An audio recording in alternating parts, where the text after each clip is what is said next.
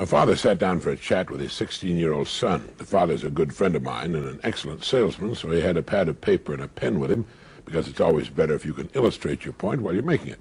And while his son watched with interest, Jim drew a fairly good likeness of a goose. And behind the goose, he drew 3 eggs. And he said to his son, "Now, Jimmy, those are golden eggs. And that's the goose that lays the golden eggs. Now, if you had your choice of buying one or the other, which would you buy?" And his son said, "Why, I'd buy the goose, of course." "Of course you'd buy the goose," his father said. "You'd invest your money in the goose because it could go on laying those golden eggs for years." "Sure," his son said, "anyone would." "Yes," Jim went on, "anyone would if they were presented it in this way. But the fact of the matter is, son, that most people have the exact opportunity, and yet they invest in eggs instead of the goose." Now the boy was quite interested, and he asked his father what he meant, and his father said, "In this little quiz I've given you, the goose and the golden eggs are, of course, symbolic. The golden eggs people invest in are represented by their homes, cars, television sets, furniture, refrigerators, stoves, boats, vacations, all the good things they can buy. All the good things everyone wants to have and should have." "Well, what's wrong with that?" the boy asked. "Well, there's nothing wrong with that, Jimmy. It's just that most of them invest in golden eggs exclusively and don't invest enough in the goose that provides all these golden eggs.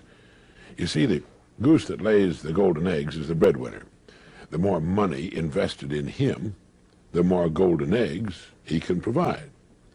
Now, take you, for example, Jimmy," he said. "You're 16, and like most boys your age, you don't know what you want to do with your life yet. You're confused. You haven't really been giving your best to your schoolwork because you're not sure you'll need a lot of the subjects you're studying after you get out of school. And not knowing what to do after you're an adult, you don't know what you'd want to major in at college. Now, what I want you to understand is that as long as you're getting an education, you're investing, we're both investing in this goose. The more we invest here, the more golden eggs you'll be able to provide for yourself and your family someday. And if you're really smart, you'll never stop investing in the goose, even after college. Each year, you'll invest a percentage of your income in your continuing education. And each year, you'll find, well, that you're becoming more valuable as a person, able to provide still more and more of these golden eggs you and your family will want. Do you understand that, Jimmy?" The boy was silent a long time, and he said, "Yes, I think I do, Dad. I think I do." Now, just a moment for this message.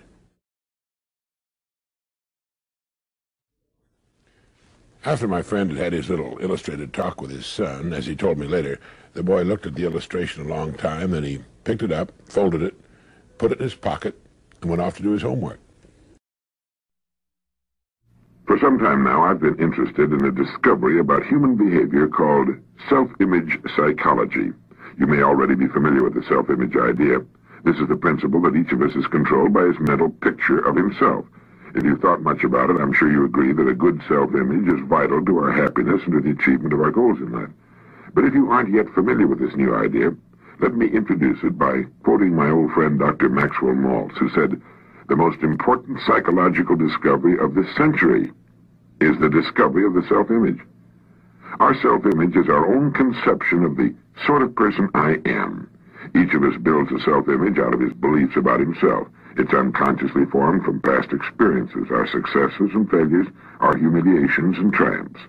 It determines the way we interpret other people's reactions to us. In short, this mental picture we have of ourselves turns out to be a kind of life-governing device.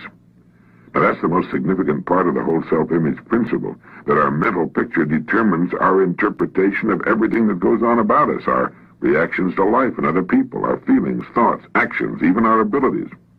We are the person we believe ourselves to be, if we're anywhere near normal, and we're consistently that person in everything. Now, it's interesting, isn't it? It's exciting, too, when we realize that our self-image can be changed. If for one reason or another we've developed an image that's too limited to permit our achieving maximum results in life, that image can be enlarged, improved. There's one point to keep in mind here, though. We can't outgrow the limits we impose on ourselves. Our thoughts, habits, even our abilities must be those of the person we believe ourselves to be. We can set new limits in place of old ones, but we can't surpass the limits of our current self-image. There's a story about a Wisconsin farmer who was walking through his fields one day when he stumbled over a little glass jug in his pumpkin patch. Out of curiosity, he poked a young pumpkin through the neck of the jug, being careful not to break the vine. Then he placed his little experiment back on the ground and walked away. When harvest time came, the farmer was working his way down a row of big ripe pumpkins when he again came upon the glass jug. But this time it looked different. Picking it up, he discovered that the young pumpkin he had poked inside now completely filled its glass prison. Having no more room, it had stopped growing. The farmer broke the jug and held in his hand a runt pumpkin, less than half the size of all the other pumpkins and exactly the shape of the jug. Well, people aren't pumpkins, but our self-image is something like that jug. It determines the size and kind of person we become. The similarity ends with the fact that we can remove our self-imposed limitations by enlarging our self-image. We form a mental picture of ourselves through experience, and we can change that picture the same way, through experience. If the actual experience we need is not available to us, we can, according to self-image psychology, create that experience synthetically. Now, scientists agree that the human nervous system is incapable of distinguishing between actual experience and the same experience imagined vividly and in complete detail. Worry is a good example of this synthetic experience. When a person worries about something, he projects himself mentally, emotionally, even physically, into a situation that hasn't even occurred.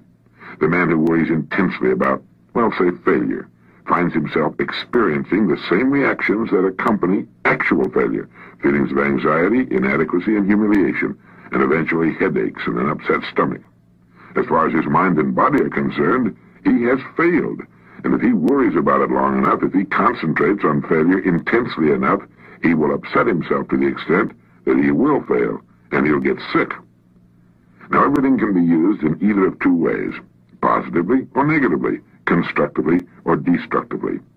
Worry is the negative use of creative imagination. It's a negative synthetic experience. But most people apparently never realize that positive results, just as real as the negative results of worry, can be achieved through using our imagination constructively. Our minds are complex and marvelous, but like electronic computers, they can only act on the data we feed them. The man who worries about failure is unwittingly defeating himself. He's feeding his mind the wrong data. If he spent the same amount of time visualizing success as he spends thinking about failure, he could reverse the process of synthetic experience.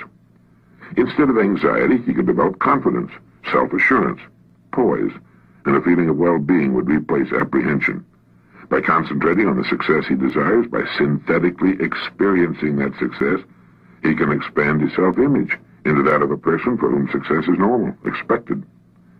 Why not practice holding the self-image of the person you most want to become? This is the person you can become. If you feel you'd like to enlarge your self-image, then I'd like to invite you to join me in some image building. During the next few weeks, listen to this message at least once a day. This way you'll firmly implant in your mind the concept of the self-image. Use your spare moments to concentrate on your goals and the greater success you seek. Analyze your past successes and formulate ways your success can be increased in the future. While on the way to work, between appointments, while waiting to see a client, these are all excellent times for directing your attention to positive, constructive thoughts. Put more into the positive use of your imagination than you ever put into its negative use, worry. You're merely reversing the same creative process. Now it's working for you instead of against you. Now, since the mind works best when we feed it only one set of instructions, do not worry if you can help it during the course of this exercise. Your creative imagination can enlarge your self-image appreciably in just 3 weeks, and it will if you just let it. Nobody pokes us into glass prisons beyond which we can't grow, but all too often, almost unknowingly, we set unnecessary limits for ourselves by holding a self-image that's restricted, inadequate for the full realization of our potentialities. Each of us is, at this moment, the product of all his thoughts and experiences and environment up to this point. Through thought, we can control to an almost unbelievable degree both our experience and our environment from here on. Whether or not we choose to direct our own course through life is entirely up to us. The important thing is to know that it can be done.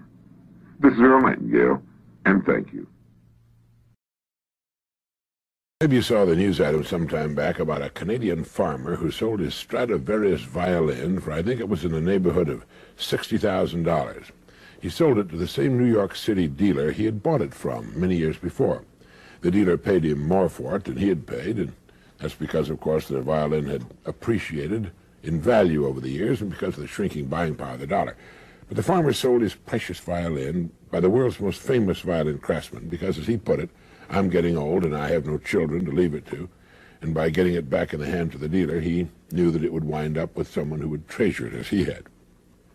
Antonio Stradivari, the Italian violin maker, lived from 1644 to 1737. That's 93 years at a time when the average lifespan was about 30. He worked alone, although later in his life his sons helped him. No committee advised him. No one made decisions for him. His tools were primitive, but that was not important. He put himself into his work. All the world's tools couldn't make up for that. When he was finished with an instrument, when he was sure that his work measured up to his own personal standards, he signed his name to it. And today, more than 200 years later, his name is a household word all over the world. Everybody's heard of Stradivarius, the Latin form of the name that he inscribed on his violins. Throughout history, there have always been men with similar standards of excellence. Authors such as William Shakespeare, artists like Leonardo da Vinci, craftsmen like furniture maker Thomas Chippendale and silversmith Paul Revere. Everything they did was done well, not because it had to be, but because they wanted it to be. They had only to please themselves, yet the products of their fertile minds and skillful hands are still collected and admired today. What is it that causes one person to take pride in what he does, while others give little or no thought to the quality of their work at all? Do you know? Of course, when we talk about Stradivari or Da Vinci, we're talking about great geniuses, towering talents who found their media and became great in them. There have been many other fine violin makers and artists who took just as much pride and care in their work, but lacked the same quality of talent. There are even today many thousands of craftsmen who will not turn out shoddy work and who are proud to sign their names to their creations. They're in the minority, perhaps. They've always been in the minority. But the respect for quality never changes. It still commands the highest price. It's still revered wherever we find it. And the person creating it has gained for himself two precious assets. First, he's built the kind of security that lasts a lifetime. He need never worry about his income. And second, his work is a source of satisfaction and joy to him. He derives deep satisfaction from being an uncommon person. And now a moment for this message. People who set their own high standards to which they make themselves measure up lead enjoyable, exciting lives.